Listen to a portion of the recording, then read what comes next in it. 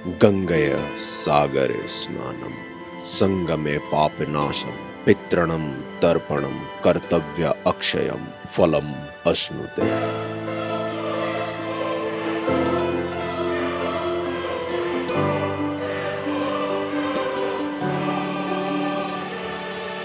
और इसका अर्थ होता है कि गंगा के संगम में, जहाँ पे समुद्र में गंगा मिलती है, वहाँ पे स्नान करने पे इस उत्तरायण के टाइम पे आपके किए हुए सारे पाप हैं वो नाश होते हैं और आपके पितरों के किए गए सारे फल का पुण्य आपको मिलता है। और भीष्म पितामह का यही बात मेरे दिल में घर कर गया और उस बात ने मुझे यहाँ गंगा सागर तक खींच के लाया, ये जानने के लिए कि गंगा सागर में ऐसा क्या खास बात है कि आप 10 बार अगर 4 धाम यात्रा भी कर लो तो वो पुण्य एक तरफ, और गंगा सागर में मकर संक्रांति के समय आके डुबकी लगाना वो पुण्य एक तरफ।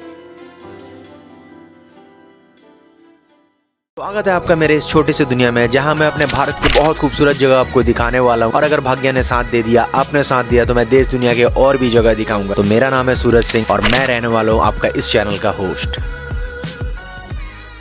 गंगा सागर की लोकेशन की बात करी जाए तो ये बंगाल की खाड़ी से एकदम सटा हुआ है और पश्चिम बंगाल के दक्षिण 24 परगने जिले में पड़ता है, जो कि कोलकाता सिटी से सिर्फ 95 किलोमीटर के डिस्टेंस में है। यहाँ पे भारत के कोने कोने से लोग आते हैं। यहाँ पे आप चाहो तो ट्रेन पकड़ के सीधे हावड़ा स्टेशन या फिर सियालदा स्टेशन आ सकते हो, या फिर आप फ्लाइट लेके भारत के किसी भी एयरपोर्ट से सीधे कोलकाता एयरपोर्ट उतर सकते हो और वहाँ से टैक्सी बस कुछ भी लेके सीधे पहुँच सकते हैं काकद्वीप। परंतु मैंने चुना अपने मोटरसाइकिल से यहाँ पे आने का रास्ता। अरे चुप हो जा भाई, ये अभी सुबह के 3:30 हो रहे हैं और मुझे नहीं लगता कि इससे पहले कभी मैं इतना सुबह कभी राइड पे निकला हूँ। लगता क्या मैं निकला ही नहीं हूँ। और इन यहाँ के मेरे कुत्तों को भी पता नहीं है कि मैं इतना सुबह उठता हूँ, मेरे पे ही भौंक रहे। जिस पॉइंट तक मुझे जाना है वो है आपका हारवुड पॉइंट, उसका नाम है। तो वो यहाँ से दिखा रहा है, मतलब वो टोटल है यहाँ से 97 किलोमीटर मेरे घर से इधर, और 2 hours 49 minutes, 2 घंटे 49 मिनट। यही दिन में दिखाता है 3.5 से 4 घंटे। अब ये सुबह में जाने का यही बेनिफिट है कि मुझे कोई ट्रैफिक नहीं मिलेगा और जो 4 घंटे का रास्ता है मैं 2 से 2.5 घंटे में मैं उसे कवर कर लूंगा, क्योंकि ये पूरी तरह से कोलकाता सिटी के अंदर से जाता है। तो ये 3-4 घंटे का राइड करके आप सीधे पहुंचते हो बंगाल के आखिरी मेन लैंड पे, यानी कि काकद्वीप पे। और वहाँ से जो मेन लैंड है गंगा सागर आइलैंड, आपको वहाँ पे जाना होता है, जिसके लिए आपको फेरी मिलता है। और यहाँ पे आप फेरी में रहते हो 45 मिनट इन खूबसूरती को देखते हुए, और सीधे आप पहुँचते हो मेन सागर आइलैंड, जहाँ से आपको बस मिल जाता है। और उस बस पे बैठ के आपको 45 मिनट से लगभग 1.5 घंटे का जर्नी करना पड़ता है, जो कि आपको सीधा ले जाता है मेन संगम पॉइंट पे, यानी कि गंगा सागर पे। गंगा सागर का बात करा जाए तो काफी खुशनुमा जगह है, जहाँ पे हर जगह आपको दिख जाएगा भंडारा हो रहा है, यानी कि जो लोग सक्षम नहीं भी हैं वो भी आराम से अपना पेट यहाँ पे भर सकते हैं। यहाँ पे बहुत सारे लोग हैं उस मदद के लिए यहाँ पे खड़े रहते हैं हमेशा, और जिसका जितना हो सके वो सहायता में जुटा हुआ है। यहाँ तक कि सरकार की तरफ से भी काफी अच्छा सुविधा मिल रहा है लोगों को जो भी यहाँ पे तीर्थ पे आ रहे हैं।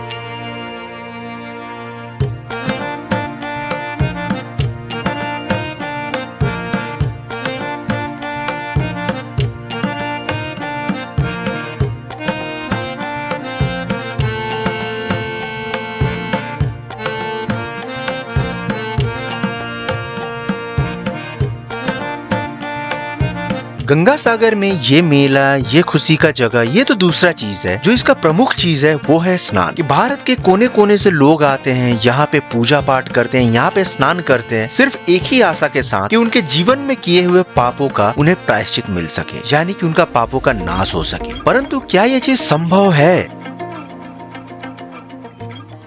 परंतु सवाल ये उठता है कि ऐसा क्या ये संभव है कि आप जीवन में कुछ भी आप कुकर्म कर लो, उसके बाद जो आपका जो पाप है वो खंडित हो जाएगा ऐसे गंगा जी में स्नान करने से? तो बेसिकली वो चीज़ नहीं होता है।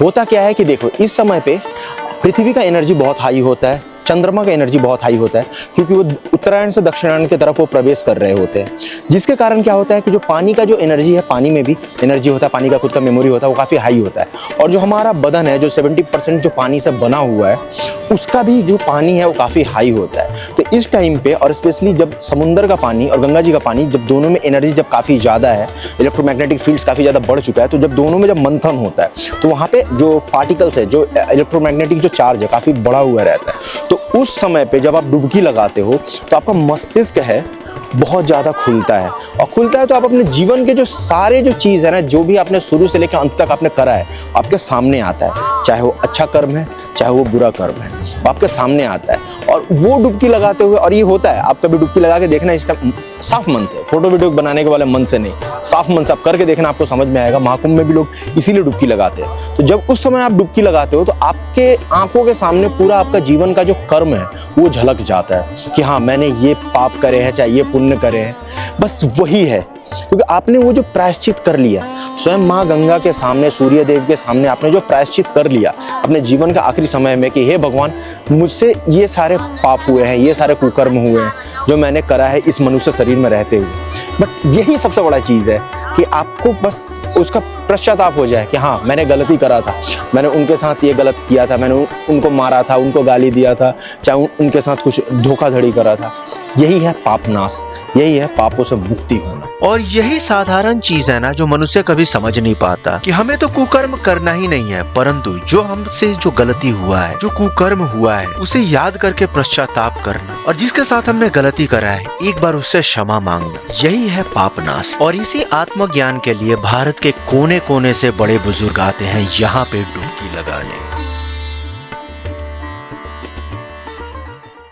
ये अभी पीछे का जो लाइन देख रहे हो ना, ये जो जिन लोगों ने लाइन लगाया है, सो होता यह है कि जब आपका स्नान कंप्लीट हो जाए उसके बाद आपका मैंडेटरी है कि बाबा कपिल मुनि का ये जो मंदिर है आप उनका दर्शन करो। ये दर्शन के उपरांत ही आपका जो पूरा जो स्नान है ना वो कंप्लीट माना जाता है। कपिल मुनि जी का दर्शन करना इसीलिए ज्यादा महत्वपूर्ण हो जाता है क्योंकि उन्होंने अपने जीवन के कुछ आखिरी साल यहाँ पे बिताए हैं गंगा सागर में, और वो कोई साधारण व्यक्ति नहीं थे। वो प्राचीन वैदिक पुराणिक काल के एक सांख्य दार्शनिक थे, और जिन्होंने पूरे संसार को ये बताया था कि पूरा संसार पुरुष चेतना और प्रकृति से बना है, और मनुष्य को सिर्फ मोक्ष कर्म से नहीं मिलता, परंतु उस कर्म में शुद्ध ज्ञान का होना, उससे मोक्ष प्राप्त होता है।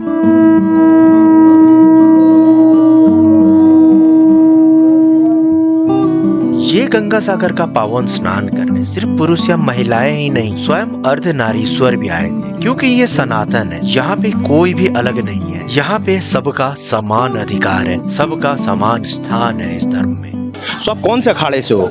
हम लोग जूना अखाड़ा किन्नर अखाड़े से हैं। अच्छा, तो इस बार जैसे जो माघ मेला हो रहा है तो वहाँ पे जाने का कोई प्लान नहीं था? मेन यहाँ पे आने का था? नहीं, वहाँ भी हम लोग जाएंगे। यहाँ पे हमारा पहली बार यहाँ पे जूना अखाड़ा के साथ हमारे किन्नर अखाड़ा लगी है, और गंगा सागर में अभी हम लोग सारे महामंडलेश्वर आए हैं। देखिए, गंगा सागर सबसे बड़ा तीर्थ है। आपने सुना ही होगा, पहले कहा जाता था सारे तीर्थ बार गंगा सागर एक बार, क्योंकि यहाँ आने पे बहुत कठिनाइयाँ, बहुत इतनी सुविधाजनक नहीं थी ये जो पतित पावन, इतना पावन धाम है, और यहाँ पे लोगों की इतनी मान्यता है। अब ये सुविधाएं हो गई हैं तो लोग यहाँ आते हैं, और हम यही चाहेंगे कपिल मुनि जी का मंदिर यहाँ विराजमान है, और हमारे पूरे जूना अखाड़े के साधु सन्यासी, नागा सन्यासी, और हमारे किन्नर अखाड़े की महामंडलेश्वर और हमारे शिष्य लोग यहाँ पे आए हैं, और हम सभी श्रद्धालु गणों को आशीर्वाद दे रहे हैं कि परमात्मा महादेव, गंगा मैया सबकी मनोकामनाओं को पूर्ण करे। और यही माता का आशीर्वाद, यही महादेव का आशीर्वाद पाने के लिए सब कोई यहाँ पे पूजा अर्चना कर रहा है। कोई यहाँ पे पंडित से पूजा करवा रहा है, और कोई खुद से पूजा करवा रहा है। जिसका जैसा मान्यता है, भारत के जिस जिस प्रांत से लोग आए हैं, लोग उसी तरह से यहाँ पे पूजा अर्चना कर रहे हैं। तो रिचुअल है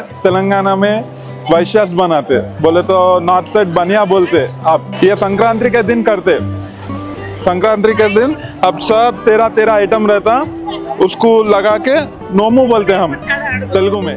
హాయ్ అందరికీ నమస్కారం। ఈరోజు మకర సంక్రాంతి కాబట్టి మేము వైశ్యాసు ఈ వైశ్యాసులో అందరూ సంక్రాంతి రోజు 13 రకాలు 13 వస్తువులను పెట్టి నోముకుంటాం. यही सुंदरता है हमारे भारत की, यही सुंदरता है सनातन की कि हमें एक दूसरे का भाषा तो नहीं आता, परंतु एक चीज है जिसने हमें जोड़ के रखा है, हमें थाम के रखा है, वो है हमारे परमात्मा, यानी कि हमारे शिव, हमारे विष्णु, हमारे ब्रह्मा। और उन्हीं को पाने के लिए लोग अलग अलग जत्न करते हैं। किसी ने अपना संसार छोड़ दिया है, वैराग्य को प्राप्त करके कोई नागा बन गया है, तो कोई गृहस्थ जीवन में रह के ही उनको प्राप्त करना चाहता है। गंगा सागर का विशेषता बताऊं कि इसके बारे में आपको कहाँ जानने को मिलता है, तो ये हमारे हर मुख्य धर्म ग्रंथ में आपको देखने को मिल जाएगा। पद्म पुराण के उत्तरखंड में गंगा सागर का उल्लेख मिलता है, प्लस आपको महाभारत के अनुशासन पर्व में मिलता है, अग्नि पुराण के तीर्थ वर्णन में आपको मिलता है, ब्रह्म पुराण के गंगा सागर तीर्थ महात्म्य में आपको मिलता है, नारद पुराण में आपको देखने को मिलता है, स्कंद पुराण में देखने को मिलता है, और ऐसा काफी जगह है जहाँ पे आपको गंगा सागर के महत्व के बारे में बताया गया है कि क्यों गंगा सागर हर एक सनातनी को, हर एक हिंदू को करना चाहिए अपने जीवन में एक बार। बस इसी के साथ उस पल को जीने के लिए मैं भी गया, क्योंकि मैं एक व्लॉगर से पहले एक सनातनी हूँ, तो मैं भी गया इस पावन अवसर पे गंगा जी में डुबकी लगाने।